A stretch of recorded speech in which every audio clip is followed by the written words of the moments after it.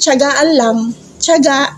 Tapos, siyempre, mahirap, pero kay di ba? May 1,000 Meron nga yun, pangalan niya, tapos age niya.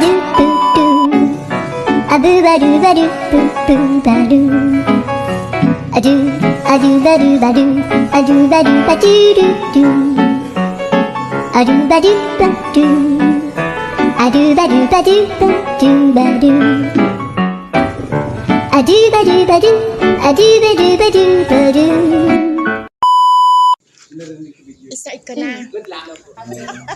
O sige, game na.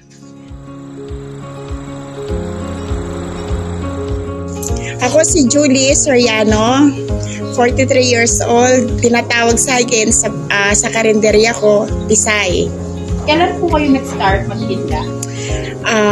2022. Yan na po yung tinitinda. Opo, diretso na po.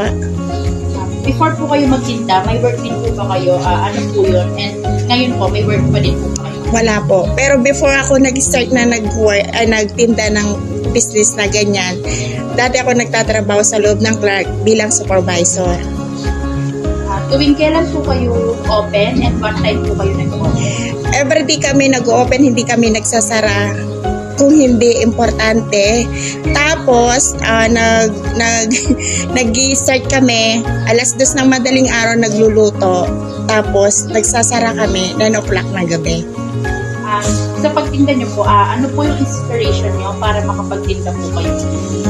Yung mga anak, syempre, pamilya. Bakit yan po yung napili yung itinda? Kasi kailangan ng mga tao. Ito yung kailangan ng tao na hindi siya nasasayang kasi araw-araw na kinakain ng tao yung luto ng ulam. Sino-sino po yung mga kasama or katulong niyo po sa pagtitinda? Yung mga kasama ko, binabayaran ko yung mga yan. Minsan, pagka walang pasok yung mga anak ko, tumutulong sila. Mga anong araw po mas malaki ang kita?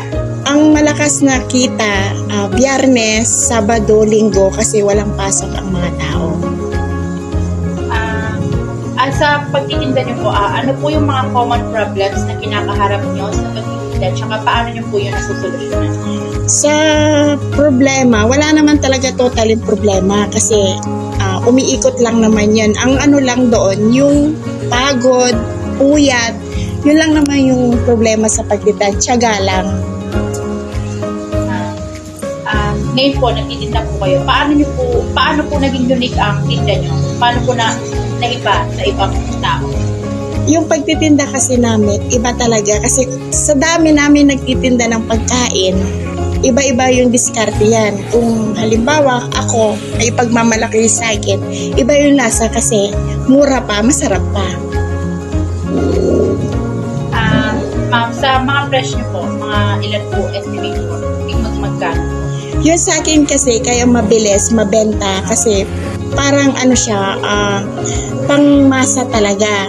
Kagaya sa akin, yung ulam lang 65 pesos, tapos yung kanin namin 15 pesos lang. Kung totally yun, kung magkano 80 pesos, may ulam ka na, may sabaw ka pa, may kanin ka na. Sa pagtitinda nyo po, ano-ano na po yung mga naipundar nyo po? Sa ngayon, wala nag-umpisa ako. Marami na. Nakapagpatayo na ako ng sarili kong bahay. Nakapagbili na ako ng sasakyan. Ilan na yung sasakyan namin na napundar namin sa negosyong yan. In the next 5 years, ano po ang nakikita niyo sa business? Ang plano namin sa susunod na baka namin, restaurant na ng malaki yung binaplano namin. Ito po, last question. Ano po yung mabibigay niyong inspiration o motivation sa mga taong nagbabalang na magtayo ng business? Tiyagaan lang, tiyaga. Tapos, siyempre, mahirap pero kailangan na tiyagaan lang dahil yun lang naman talaga yung puhunan. Tiyaga, tapos, sakripisyo. Yun lang. Okay. Thank you. Salamat.